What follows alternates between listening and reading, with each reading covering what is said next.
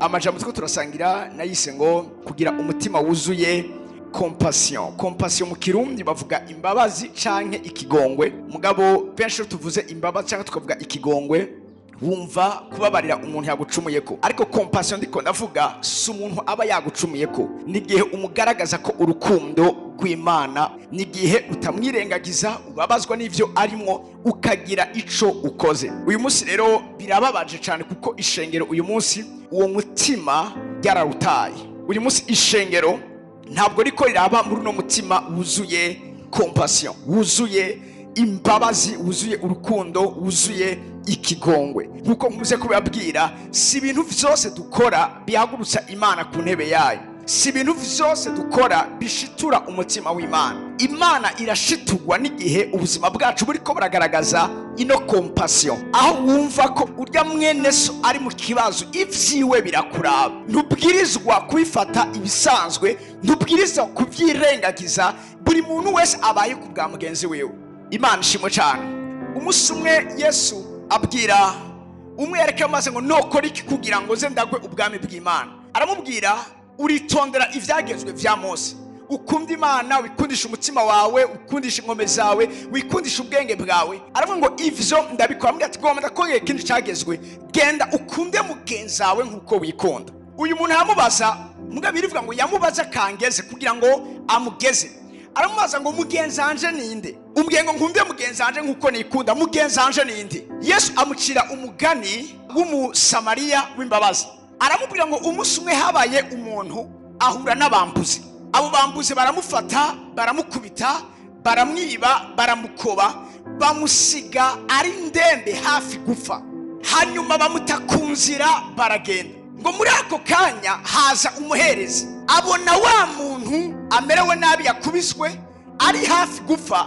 Bibiri ivuga ngo Yesu amubwira ngo wa muherezi ararengana. Inyuma yiwe haza umurewi. Umurewi nawe araza, amubonye nawe nyene ararengana. Ico gihe haza umusamariya. Abasamariya ico gihe ntibahana ni gwere n'abayuda, barangana cyane, ntibarabana neza, barabana yingwe. Umusamariya arenganye, abona wa muntu ari hafi gupfa, bivuga ngo amugirira compassion, amugirira ikigongwe. Arunama asiga hasi ibyo yarafise, aramuhanagura ingoma ziwe, inyuma yaho amushyira ku ifarasi yiwe, aramutwara amuha abantu. Arababwira ngo uyu muntu nimumukorere ivyo akeneye vyose, nimwakora nibirenze ninagaruka nzobariha ivyo muzoba mwakoze.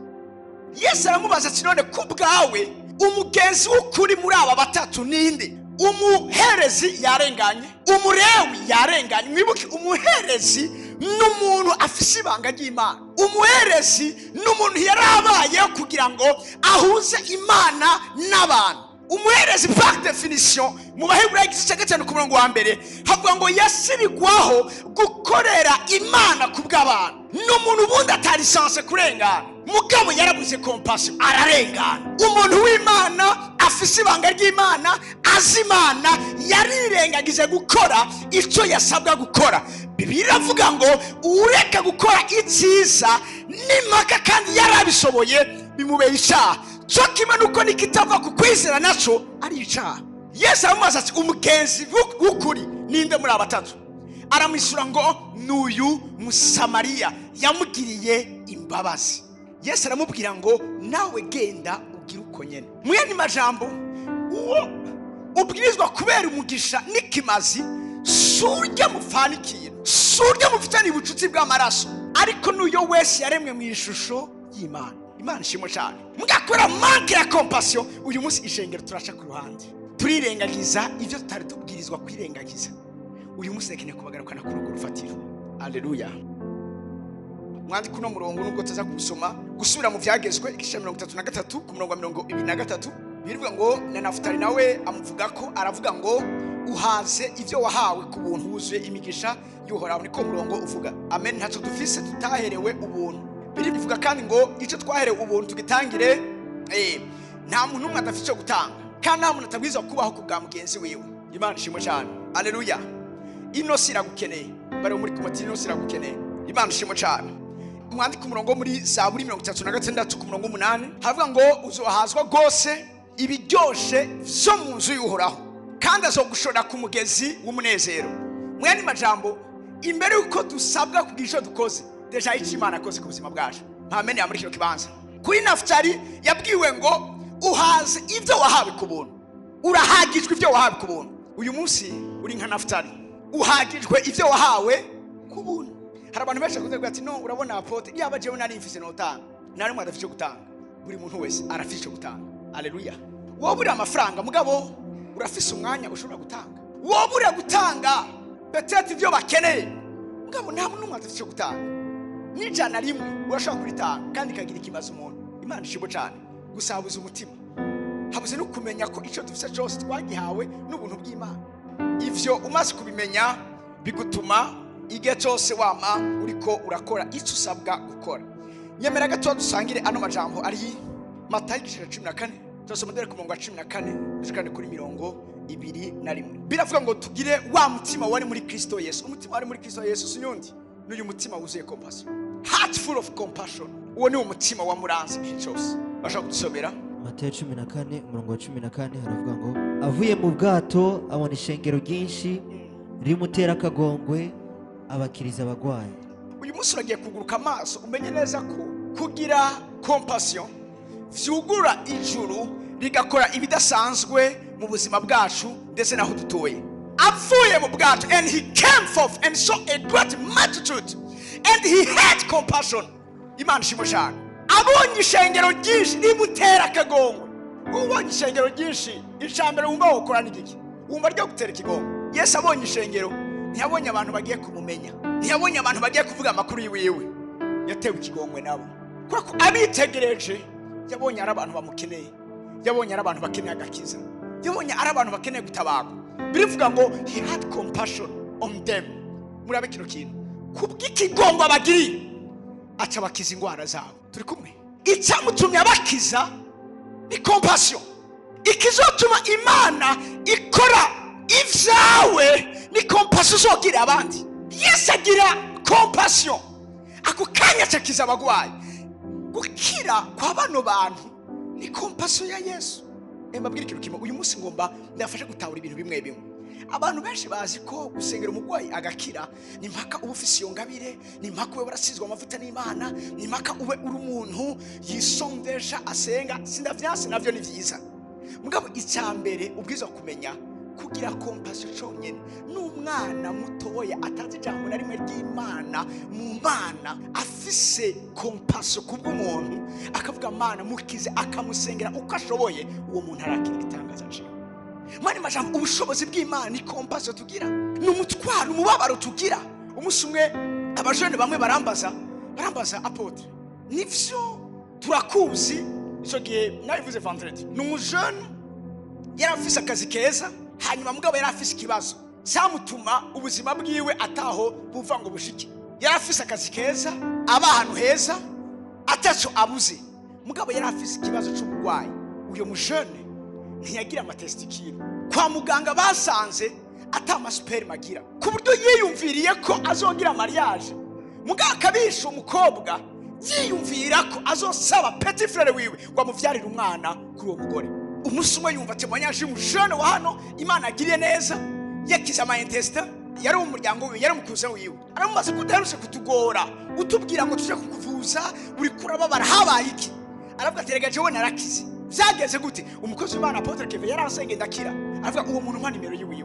Uyo mujene arandondera ndamuha programme araza ambwira ikibazo ciwiwe abimbwiye numva umenga ico kibazo ni jewe ndagifise. Naragize umubabaro kuva uwo munsi namubwira ntumviriza tugiye kwisonzesha twe nawe tugira amasengesho y'imisi 3 tutanywa tutarya. Ku munsi ugira gatatu niho nzo gusengera ndamutekera ama verset biblique amutuza mu kwizera. Ico gihe turiko turasenga saa 8 z'ijoro intare yashinze saa 8 z'ijoro mwemera arambwira vyuka usengere naka.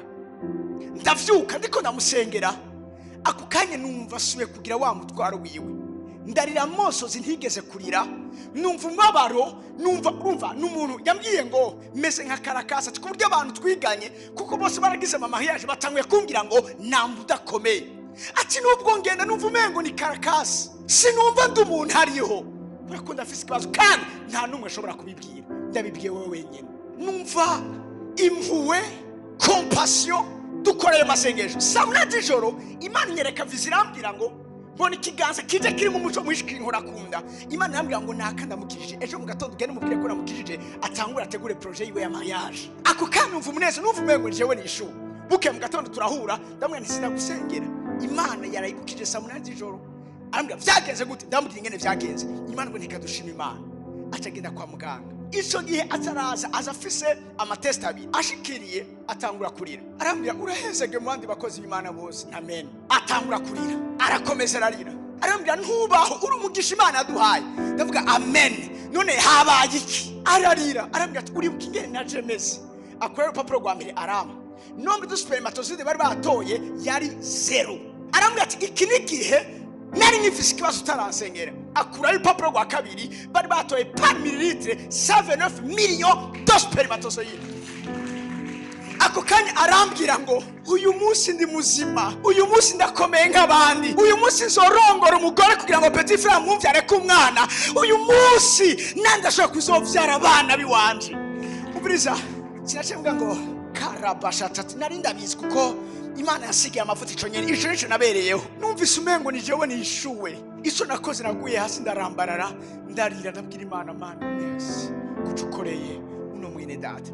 Hama bajene bumviye temanyaje barambaza none nirihe banga ufise rituma ari bitangaza natwe bidusiga Imana igukoresha. Bari basiko ndababwira ko nsenga cyane, bari basiko ndababwira ko nisonzesha cyane. Nabwiye ntumvirize ivyo nkora byose biherekeje umutima wa compassion. Igihe cyose umuntu ndamugiriye umutwaro bikaba nk'ivyo wanje, nta musi numwe Imana nyirengagiza ico ndayisavye irakinkorera. Kuko igihe cyose tugaragaza compassion ibitangaza birakurikira. Turi kumwe muri kiro kibanza birivuga ngo abonye ishengero ryinshi rimutera akagongwe maze abakiriza abagwayi. Shaka ukomeze kuri 15. Bugorovya abigishwa baramwegera bati mbega hano hantu ko ari mu gahinga kandi bukaba buriko burira. Mbega hano hantu musakaro umvise ijambo ryose ryanditswe muri Bibiliya rirafise insiguro idasanzwe, birafise ico Imana yifuza kuvugana natwe biciye muri ryo. Bivuze ngo abigishwa baramubwira ngo kari mu gahinga. Hano avuze mu gahinga mugabo hajya babivuze neza. And when even was come, the disciples came to him saying, the place is desert. Ikibanza n'ubugaragwa.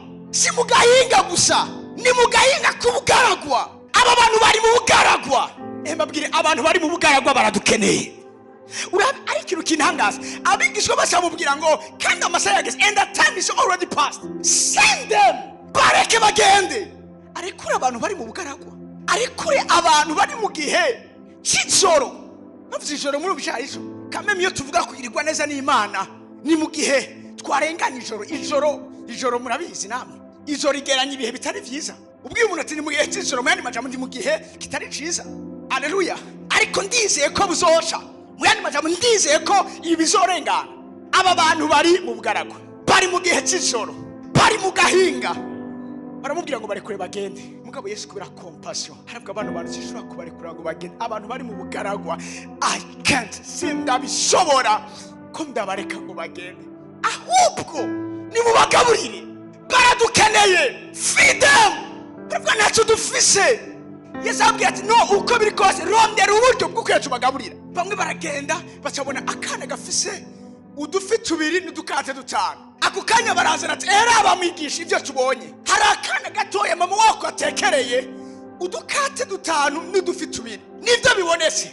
Yesu abwiye ati sinkeneye ubundi vyinshi, nkeneye igihari kuko ngwiza igihari. Ubize ni waba ufise umutima Imana izogwiza igihari. Ni waba ufise umutima wo kuterekura abantu bari mu bugaragwa, bari mu gihe cy'ijoro bihebuye, Imana izogwiza bijya bikeya ufise. Ntuvuge ngo ntacyo ufise. Akana gatoya Imana yagaciye ko ikora ibidasanzwe. Bivuga ngo icyo gihe bagaburiye abantu 5,000 udasizemo abagore n'abana. Kandi murabizi abagore n'abana igihe cyose mu gikorano nibo bamabiri bari benshi. Biravuga ngo aje kubagaburira hatasigara ibiseke 12. Bamwe bakavuga ngo ntacyo dufise. Yesu arabereka ko iyo ugize umutima wo gutanga Imana nawe irazi gakombra ivyawe. Hasigaye ibiseke 12 bari bangahe? Bari 12. Kubera iki? Kubera compassion. Compassion ni wagira umutima muri wewe ntawe uzokwirengagiza. ntawe uzorekera ngo agende ari mu bugaragu. Uzomitinga ikibazo ciwiwe, uzogira ico ukoze. Hari ibintu uyu munsi ishengero ry'Imana itagikora, kandi ari responsabilité. Reka mbuye kino kintu, ubu ni responsabilité yacu ko tugira ico dukoreye abantu tukabahera umugisha. Ni responsabilité yacu. Biratubwira usomye ivyakozwe n'umwa 12, Herodi afata muri bamwe bashimwa kandi ngo bari inkingi y'ishengero, abata mu ibohero. Afata Yakobo ari muri batatu bakomeye muri 12, amwicisha inkota. Abonye bihimbaye ishengero, apana ishengero abakristo, abantu ariyongeza afata Petero. Ishengero rivyumvise, igihe bafata Yakobo nta compassion bigeze bagira. Ko umviriza, iyo compassion wayigize ushaka kuguma uko baruzi. Compassion irakunyiganiza, irabukura mu kibanza kimwe ikakwinjiza ahandi hantu. Hari ibintu compassion itemerera ubuzima bw'iwawe. Kuri Yakobo nta compassion bigeze bagira, aricwa. Mugabo afashe Petero, birivuga ngo ishengero rirahaguruka riramusengera. Bamusengeye kubera iki? Kuko bagize umutwe w'abaterega bwa bintu birakase. Afashe Petero hanyuma azofasha twebe. Ishengero rizahamwe riramusengera. Birivuga ngo isengero rikomeje cyane. Abarose ama programme kuja kwiyokipa abagabo n'abagore babo bose barabihagarika. Bose bacabaja mu nzu imwe barasenga. Birivuga ngo basenga bakomeje. The heartfelt prayer. Ngo ako kanya Imana irungika umumarayika. Yarungise umumarayika kubera kwa mbere compassion yacitumagira iki? Pinzira mu gusenga. Baravuze ati no, Petero afashwe, nitwebwe dufashwe. Kuri Yakobo twabinegirije tubona ari bisanzwe. Ingene bigenzi. Havuga ariyongeye afashe Petero, nitutangije dukoze. Nawe nyene aragiye. Bamusengeye Imana irungika umumarayika. Compassion tuma ijuru ryuguruka. Rikarungika abamarayika bakaza kubohora ivyari biboshwe ku buzima bw'abantu b'Imana. Biravuga ngo ako kayimarayika araza amubwira ati kenyera umutamana wawe, wambare n'inkweto uze tugende. Birivuga ngo bariko baragenda ngo Petero yarazi ngo areka narota. Urabiye abantu buzuye compassion bakaja imbere Imana bagasenga. Ivyo Imana ikora abantu bibaza ngo bari mu ndoto. Ariko kuri Yakobo siko vyari vyagenze. Hari ikintu kimwe shaka kubagarukanako. Uyu munsi ishengero twataye kandi Imana ikitubabarireko. Uyu munsi nitukigira umutwaro iyo atari ibintu bituraba. Turavuga ko turiko turubaka kandi bamaze kwisonzeshereza inyubako. Kera ndavyibuka tucaruka ikintu kitunaniye twaje tukisonzeshereza. Ndababwiza ukuri, igihe cyose ishengero rija hamwe rigahuza umutima n'inama rigasenga Imana, ibintu biteza guhinduka. Ndafise uburobe butari buke muri buka mama Brenda ngaha bamutoye kansere mu mutwe, tubona nyene ko uwo nyene aratuvuye mwaragiye ko aragiye imbere y'Imana turabisengera. Habaye iki? Ashitse muri Kenya barabuze kansere. Ndifuza ko ari umutima uturanga, tubabazwe n'ubuzima bw'abandi. Natawe kico nkeneye so kubwira Imana, Mana mpa mavuta, suka kamavuta yawe nkoreshwa ibidasanzwe. Oya, natahuye ko umviriza, hari abantu bafise amavuta y'Imana bakoreshwa ibidasanzwe batazo kwigira binjira mu ijuru. Yesu yavuze gute? Yavuze ngo abansemera ngo mwami mwami, abo se bazogira iki? So bazara ku mwami bw'Imana. Ahandi aravuga ngo bazovuga ngo twasenda abadayimoni he mu izina ryawe, twakiza abagwayi mu izina ryawe, twarakoze ibikwani mu izina ryawe. Azovuga ngo vaho mwankora biziramu sinigeze ndabamenye. Mani majambo umviriza, ibikorwa by'ubushobozi bw'Imana amademonstration sibyo bishitura umutima w'Imana. Uri ku munsi yari yabarungitse baragenda barukana imhemu mbi, bagakuba bafise umunezero bavuga ati imhemu mbi zatwumviye. Yarazi kaca babwira ati ale high five, ubushobozi bwabanye namwe. Mugabo ari babwiye Yesu ashobabwira ngo munezerwe nuko amazina yanyu yanditswe. Mani majambo ivyo hama kandi mwabikora muzoshe muvuga ngo turi abashumba b'imbura kimazi, twakoze icyo twategerezwa gukora. Vuga ngo ndumushumba w'imbura kimazi nako icyo nateza gukora. Ariko gishobora kunyiganyiza umutima w'Imana n'umutima wuzuye compassion. Urabona uwo vyagoye yasubiye inyuma, ico ukora gusa ubwira abandi hewe mbega urazi vyabaye nakashara yarasubiye inyuma yega yaraguye ntavyo waruzi. Kwaho yafise Beshu na Baju yaraguye nivyo yo nukuvuga gusa kanga uragira umutima. Mbabwira ikintu kimwe, umunsi Imana impa iyerekwa rya kino gikogwa nari masengesho niko nsengera baguye, mbabajwe n'urunganwe rwanje twakirijwe rimwe, tubona ibidasanzwe, tuba mu ikanguro. Haragerege barasubira inyuma, abakobwa baratwara amada, abahungu barasubira kunywa urumogi, bona dusigaye turi bakeya, basigaye badutwenga ngo karakariro bwabundi. Ako kanya nje imbere y'Imana nisonzesha senga ndiri Imana, avuga nti Imana bagarure mu ruhongore rw'abana bawe. Ico gihe ni Imana yavugana nanje ibijanye n'iyiyereko. Umviriza, imihamagaro ikomeye ivukira mu mutwaro. Wa muri kuvuga je sinzi Imana impamagariye, je sinzi ivy'Imana ishaka ko nkora. Ufite nikora ko nta kintu nakimwe kikubabaza. Umviriza, namatwe nababwira indoto sizo umuntu abona ryana. indoto n'ikibuza umuntu kuryama. Utaratora ikintu gishobora kukubuza kuryama, utaramenya ikintu gishobora kukurutira ivyo kurya, biravuga ngo baje bavuga ngo mbega Yesu ari wamugaburiye ko twasize ari goyigoyi. Arababwira ngo ingazanti nuko ico data agomba. Fise inga jewe mfise mwe mutazi. Ico kintu kiza priske ico kurya, ico kunywa, ico kwambara n'ubuzima bw'iwawe. Aho hari umuhamagaro w'Imana. Cyo gituma namwe kurabwira abantu y'abajene bariko barambaza none apo twomenya gute imihamagaro yacu. Menya amarira yawe dabo. Ufise amarira kuki? Niki kikuriza kuruta ibindi? Ni wamenya ikikuriza kuruta ibindi aho hantu hari umuhamagaro wawe. Hamwe n'uyu mutima Imana izokora nawe ibidasanzwe. Yesu biranka karekura abantu bari mu bugarago. Vuze ubugarago muravyumva. Mani majamo n'abantu bari mu bintu bitaryoshe. N'abantu bamerewe nabi. N'abantu bagowe. N'abantu bafise ibibazo. N'abantu bari kubarabaho mu mabaro. Abo bantu byaranseka bari. Tugenderuka igice c'indwi. Turasoma dure ku murongo wa 11. Luka igice c'indwi umurongo wa 11 haravuga ngo hashize igihe gitoya aja mu gisagara citwa Naini, abigishwa biwe n'ishengero ryinshi bajana nawe. Ashitse hafi y'irembo ry'igisagara hasokoroka abajanye umuvyimba kuhamba, ariko yari kinege kandi nyina yari umupfakazi. Abantu benshi bo muri ico gisagara bari kumwe nawe. Umwami Yesu amubonye amutera akagongwe, aramubura ati ntacurira. Igira hafi y'ikigagara agikorako, abahamvyi barahagarara. Aravuga ati muhungu ndakubariye ntivyuka. Uwari yapfuye aravyuka aricara atangura kuvuga. Yesu amuha nyina. Bose bategwa n'ubwoba bahimbaza Imana, batuvugishwa n'Imana hamba yaserutse muri twebwe, kandi bati Imana igendeye abantu bayo. Haleluya. Aja mu gisagara citwa Naini, ahantu ahageze ahura na situation imeze nabi cyane. N'umupfakazi, umwana we w'umuhungu afise wenyene w'ikinege, ntiyarafise babiri, yarafise umwe. Yitavye Imana. Bari bagiye kumuhamba. Bivuga ngo ishengero ni ya abantu benshi babana mu gisagara ngo bari kumwe na Mani majambo bari bamuherekeje. Bamuherekeresha amarira, mwatakindi kintu bashoboye gukora. Bivuga ngo Yesu abibonye. Yabonye iki? Yabonye umupfakazi atagira umugabo, afise umwana w'ikinege. N'uwo mwana nawe yapfuye. Bivuga ngo Yesu agira compassion. Afatwa n'impuhwe, biranga ko abifata ibisanzwe. Cyo yakoze aragenda akora kuri serikeri. Abwira umwana ariyo ndabona imbere y'amazi, abwira nyina w'umwana amubwira ngo weep not, reka kurira. Nabonye umubabaro ufise, reka kurira. Nabonye agahinda ufise, reka kurira. Nabonye ubunyakamwe bwawe, reka kurira. Hamwe na compassion nagize ibintu ushaka kumukobera, reka kurira. Nitwagaragaza uyu mutima wuzuye imbabazi, wuzuye impuhwe, tuzobwira bari kubarira ngo reka kurira. Igishobora gutuma bari kubarira batasura kurira ni compassion tuzogaragaza.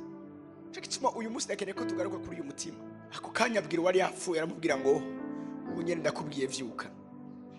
Aravyuka, birivuga ngo aravuga, ako kanya amuha nyina.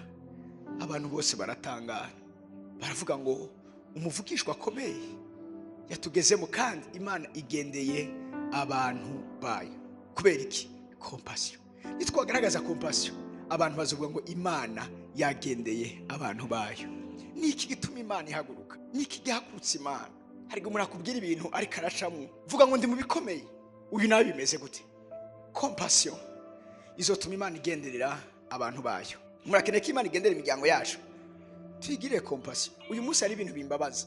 Mu muryango wawe ntibakijijwe, kandi urabizi yuko hari ubundi buzima inyuma y'ubu, bazopfa baje mu muriro. Hano umunsi n'umwe uraje imbere y'Imana, basi n'umunsi n'umwe usengera umuryango wawe. Mwari muzi ko gusenga kwacu ariko guha permission Imana ikazi igakora, niko guha lisansi Imana. Imana yakeneye kumanuka gukora, mugabo kugira imanuke irakeneye uruhusha rw'amasengesho yawe. Haleluya. Tugende kandi Matayo igice c'9, turasoma ku murongo wa 35 dushikane ku murongo wa 38. Heart full of compassion. Matayo igice c'9 umurongo wa 35 haravuga ngo Yesu agenda mu bisagara byose no mu mihana yose, yigisha mu masinagogi yabo, avuga ubutumwa bwiza bw'ubwami, akiza ingwara zose n'ubumuga bwose. Abonye ishengero rimutera akagongwe. Toujours umvirize, abonye ishengero, aha nakunze vocabulaire bakoresheje, havuga ngo he was moved. Yarandiganyize muri we, yarumvise ibintu bimuhindukanye. He was moved with compassion for them. Murabe kino kintu ngo because they were distressed, scattered as sheep not having shepherd. Ishengero aribonye yagize impuhwe kuko yabonye ishengero ryuzuye amastress, ryuzuye ibibazo, risanzaye, rimeze nk'intama zitagira umwungeri. Nibyo yababwiye ubutumwa bwiza mugabo ntibagira umwungeri. Murazi ubusho butagira umwungeri buri vulnerable. Icyo cyose cyashobora kuza kikabugira nabi. Yabona bari muri danger, yabona abantu bari mu kibazo gikomeye. He was moved with compassion. Ako kanya aravuga kuri 37, aravuga ngo maze abwira abigishwa biwe ati ivyimburwa ni vyinshi ariko abimbuzi nibo bake. Nuko nimwinginganye n'ivyimburwa rungika abimbuzi mu vyimburwa vyiwe. Yesu ariko abona abantu bari kubaraja ku bwinshi, umuriro, abantu bari vulnerable, abantu Satani ashobora kuza kica kibagatikiza, abantu ashobora gukoza ibyo ashaka. Kubera compassion arabwira abigishwa ngo nimusabe the Lord of harvest, nye n'ivyimburwa, ubu nawe se wundi ni mpemu yera. Nimusabe mpemu yera arungike abimbuzi, mani majambo yuzuzemwo abantu compassion, hama baze mu vyimburwa vy'Imana. Kuko ivyimburwa ni vyinshi ariko abimbuzi ni bakeya. Toujours compassion. Ndageze kwa imirongo myinshi ibereka uno mutima wagenda ugaragaza Yesu. Matayo 20:29 gushikana kuri 34. Aravuga ngo bakiva i Yeriko ishengero ryinshi riramukurikira. Impumyi zibiri zari zicaye iruhande y'inzira zumvise yuko Yesu haciye ziratakamba ziti mwami mwana wa Dawidi tugirira imbabazi. Ishengero rirazizibiranya ngo zihore, zirushiriza gutakamba ziti mwami mwana wa Dawidi tugirira imbabazi. Yesu arahagarara arazihamagara arazibaza ati mugomba ko mbakorera iki? Ziti tugomba ko amaso yacu ahumuka mwami. Yesu azigirira akagongwe akora ku maso yazo zica zirahumuka baramukurikira. Ariko ararengana bivuze ngo hari impumyi zibiri. Izo mpumyi zibiri zirumva ko Yesu arenganye, zari zifise amakuru yuko Yesu aciye asiga hinduye ibintu. Iyo ahuye n'umuntu amerewe nabi amugira neza, iyo ahuye n'umuntu agwaye aramukiza, iyo ashitse ahantu hari ikiriyo akuraho ikiriyo akahuzuza umunezero, iyo acemwonga wantu hitwa amarira ahindura ahantu h'amarira. Bari bafise aya makuru, bavyumvise baravuga ngo niyo chance turonse. Abandi bari deplasa kuko barafise amaso bakagenda mu bikorane vya Yesu bakaronka ibitangaza vyabo. Twebwe nta numwe tubwira impuwe anatujana aho Yesu akoresha ibikorano. None karamutse arenganye ngaha n'akaryo kacu turonse kugira ngo twakire ibitangaza cacu. Ako kanya dushirijwe hejuru avuga ngo Yesu mwana wa Dawidi tugirira imbabazi. Reka mbabwire ikintu kimwe, izi mbabazi bariko barasaba suko ari abanyavyaha, ntibari impumyi kubera ivyaha bakoze. Mwibuke wa wundi yari yavuze ari impumyi, bavuze ngo none uyu niwe yakoze icaha canke n'abavyeyi biwe, mbega yokora icaha ataravuga ko birivuga ngo yari yavuze ari impumyi.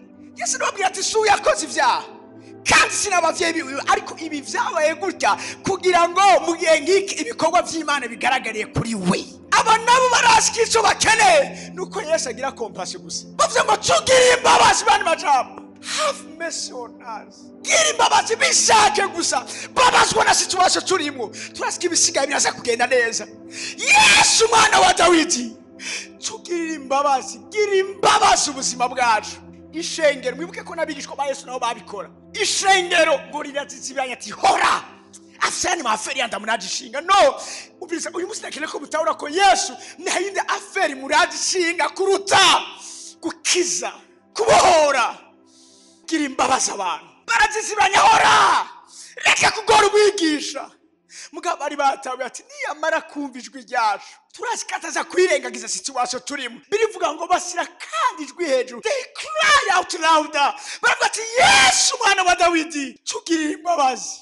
Ako kanya arabumva aravuga ngo nimubanzanire. Bamushitse imbere arababaza mushaka ko ndabakorera iki? Ako kanya baramubwira ngo dushaka kubona. Biriyavuze ngo being moved with compassion, agoberewe nibi n'umutima w'impuhwe n'imbabazi abakora ku maso yawe. Nagize kwibaza kubera iki Yesu yagize compassion amaze kumubwira ngo turashaka kubona. Yari hafi yabo, bavuze ngo turashaka kubona. Yesu yabonye ibyo batakaje kubera kutabona kwabo. Aravuga aba bantu ubuzima bwabo buri bloke kubera ko batabona. Baravuye mu ishuri ntibize kubera kutabona.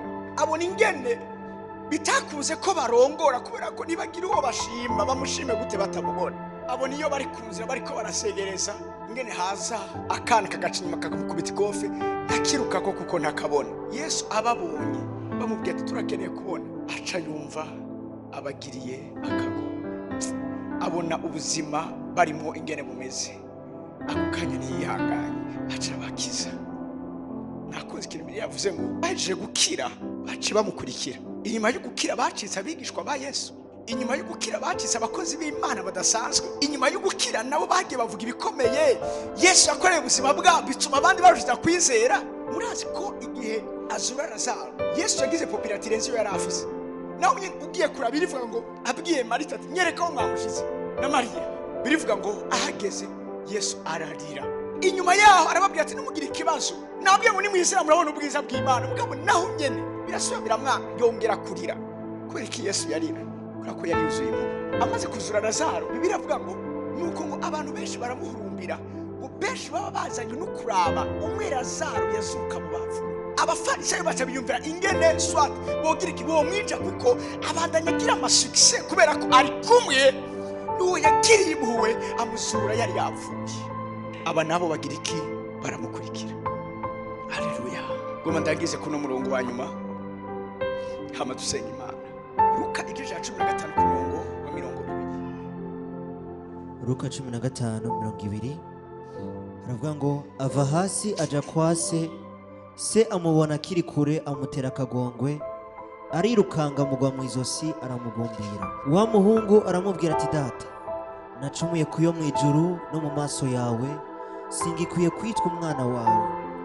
Maze se abarira abashumba biwe ati nimuzane n'ingoga imvune iruta izindi mumwambike n'impeta ku rutoke n'inkweto mu birenge, muzane yashuri nuze muyibage tujye tunezerwe, kuko uyu mwana wanje yari yarapfuye none arazutse, yari yarahavye none arahabutse.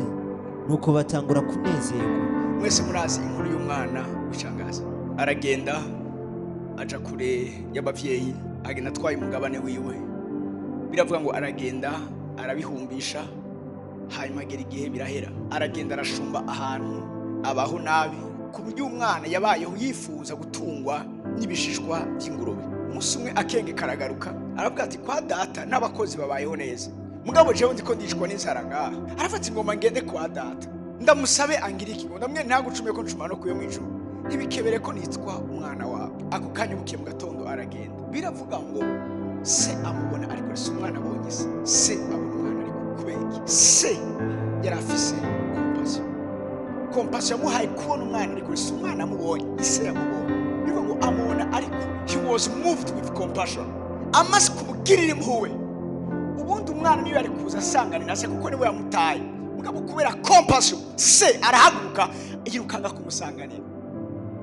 Ivyo umwana yari gukora se niwe ariko arabikora, amushikiriye kubera compassion amugwa mu nda. Umwana ntiyarazi kaza kubona iyo geste, yarazi kosa za kumenya n'umundi vyo urasi kwa bitwaye icara harya ntazi nzo kubona uri gipfunye n'igipfire ngaho.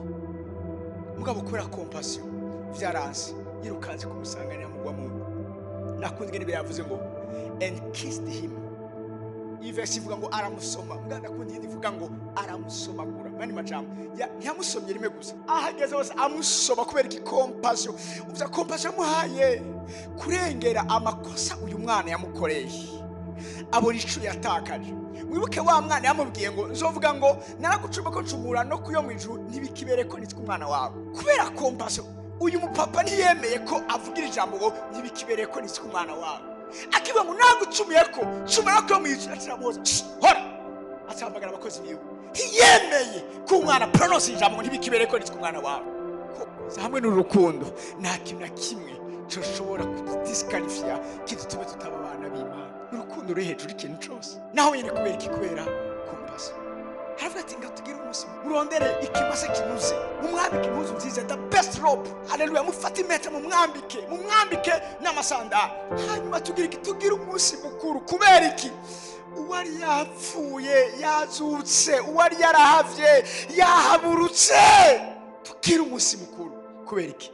Compassion. usomye ibyakozwe n'intumwa igice 20:19 Paul avuga ngo muranzi ingene nakoreye umwami wacu nciye bugufi kandi ndira cyane. Aya marira Paul avuga yari afise n'amarira ya kompasi. Igihe abonye umugwayi vyamutera kugira ububabare, igihe abonye umuntu amerewe nabi, imhemu mbi zaboshe zononye ubuzima bwiwiwe, igihe cyose vyamutera kurira, vyamutera kugira umubabaro. Nakoreye umwami wanjye nciye bugufi kandi ndira cyane. Iki kintu ndakeneye ko Imana yongera kukirestora mu buzima bwacu. Imana ikeneye abantu barirana nayo. Ikintu muko macumva.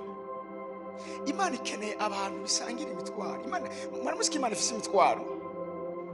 Mwaramuzi ko Imana ifise amarira kubw'ibintu kanaka igenda ibona biriko biraba muri kino gihugu cyacu.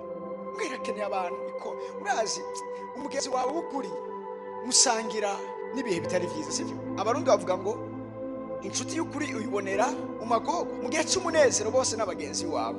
Mugabi uw'ukuri uzomubona igihe hari ibihe bitari vyiza. Mu magogo ntuzobona ko vy'ukuri ari inshuti y'ukuri. Iyo wishuwe twaragusengeye, iyo uri mu kibazo none ko ari umunyavyaha, none ko ajyaga Imana, muri bukayo yatoyayeyo abagenzi b'ukuri baza mwatoyaye turazinanye. Hari akantu watunyegeje kihane, yego Imana yo kugira neza. Abati naco nakoze boss bamwakiza ko yakoze cyane, aje gituma rikashirwa n'ibintu biriko biramushika. Imana yakeneye abantu bisangira imitwaro. Imana afise umutwaro w'abantu bashomereye. Ndabirakeneye abakunzi b'ukuri basangira nayo uwo mutwaro, bakaja imbere Imana bati Imana gira ico ukoze kubishomera. Imana afise umutwaro w'abamama, umutwaro w'abamama bitarakunda ko baronka ibibondo. Imana akeneye abantu isangiza n'uwo mutwaro, bakaja imbere yabo bakavuga ati Imana turakwingiza gira ico ukoze. Vuga ngo Imana yakeneye kurirana nanje cyane gusa, Imana yakeneye kurirana nanje.